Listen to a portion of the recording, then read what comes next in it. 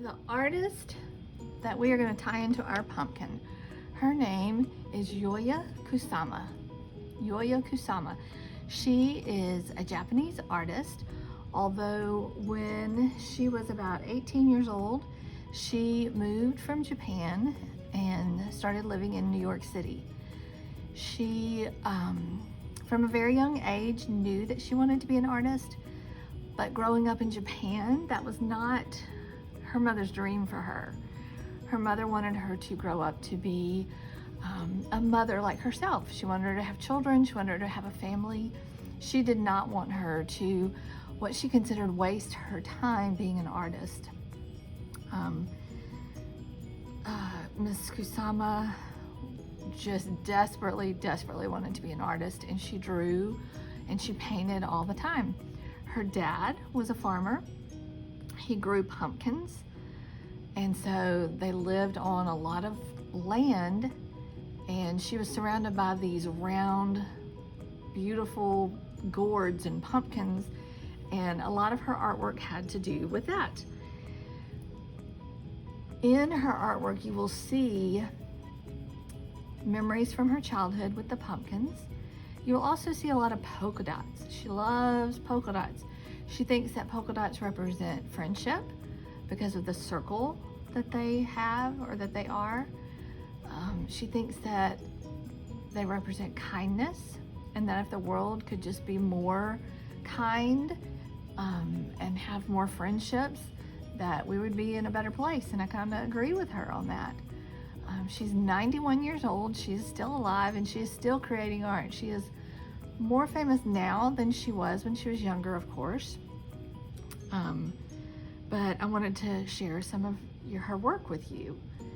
She is famous for polka dots and pumpkins, and she even dresses like her artwork a lot of the time. She wears funny colored wigs, and she's done some museum installations where the rooms were actually all painted white, and then she went in, like tables, chairs, everything was painted white, and she went in with stickers, little dot stickers, and put them all over the room. So when you walked in, your eyes had a hard time adjusting to see the tables and chairs because everything was just polka dots everywhere. We are going to go back to that pumpkin drawing. And if you want to do another drawing, I'm going to do another one. I think I'm going to turn my paper this way, and this is called Portrait. And I'm going to do kind of a funky shape pumpkin. All right, so towards the top of my paper, and I'm drawing with my Sharpie again. Towards the top of my paper, I'm going to draw a rounded oblong shape, just like that. And it's really tall top to bottom. There's still some space at the top, so there's still some space at the bottom. Then I'm going to come over here, and I'm going to go here. I'm going to do the same thing over here. So it's one of those really tall, skinny pumpkins. I'm going to come up to the top. I'm going to draw an ellipse, which is just a squished circle, and it's kind of on its side. Inside of there, I'm going to put a couple of more ellipses that aren't touching each other. Kind of looks like a little pumpkin halo right now. On this side of the ellipse, right at the end of it, I'm going to draw a curved line that curves down. On this side, I'm going to follow that same curve, but then I'm going to go out here. Back here, from about an inch up on the stem, I'm going to draw just a little hump. It's going to be the back of the pumpkin. And another little hump.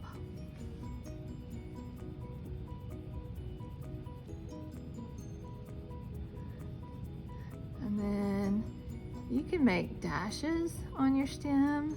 You can make dots on your stem. You could make a pattern.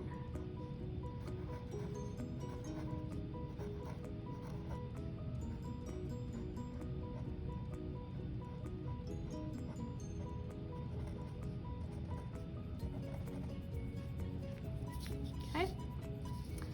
Now, to make this look like Yayoi Kusama, she made hers, all her polka dots were not all the same size. The ones that were right in the middle of each section, if you noticed, were larger. And then as they went towards the center or towards the indentation of the pumpkin, they got smaller. So we're going to start in this center section, and we're going to make big, not huge, but big circles.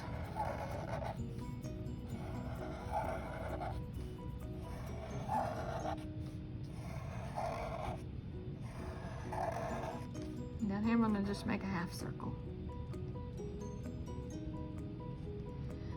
Next to them, I'm going to make medium size. And I'm just following the same line down.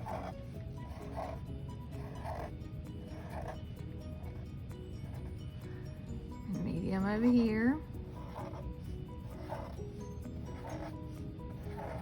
And you want them evenly spread out. You don't want them touching each other.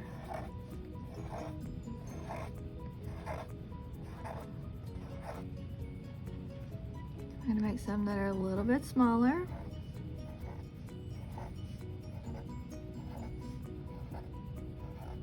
And all of these are going to be colored in eventually.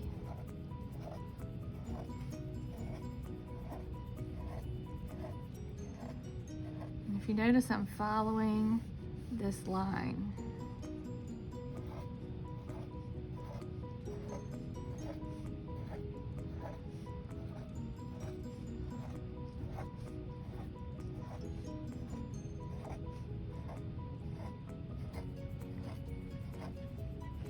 And then the last one, they're going to be the smallest.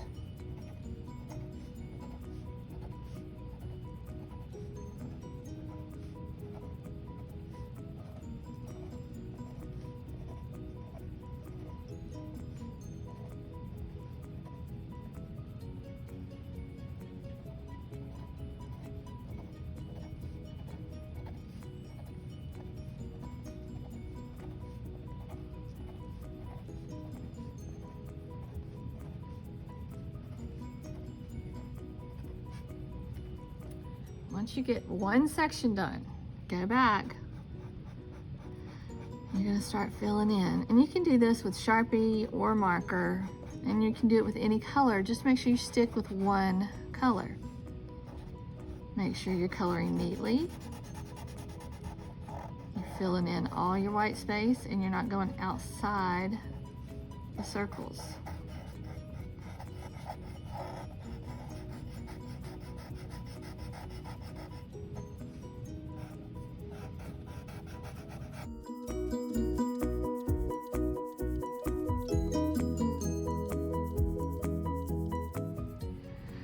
And once you get this section done, we're going to move over here. Now, this is not the middle. We want these big ones to round this way because this is the side of the pumpkin. So they're going to start here.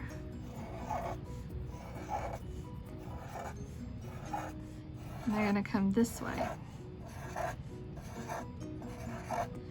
So we're only going to see mediums on this side all the way down.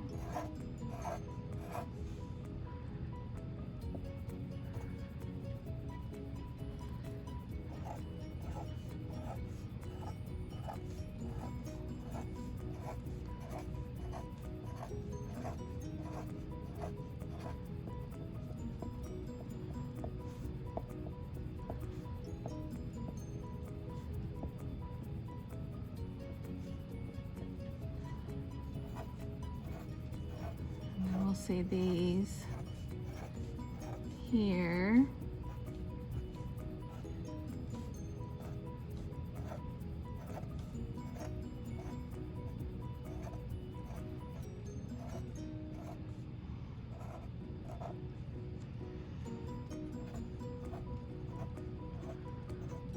don't see any of the little teeny ones.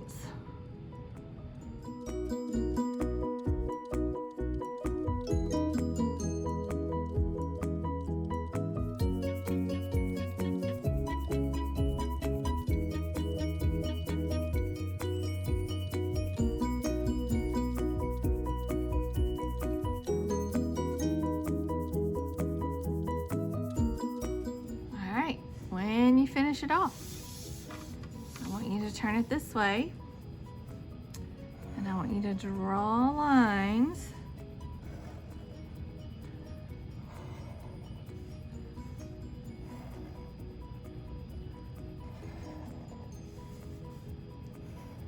I'm doing what I call jump over. I draw right up to the pumpkin and then jump over instead of drawing through.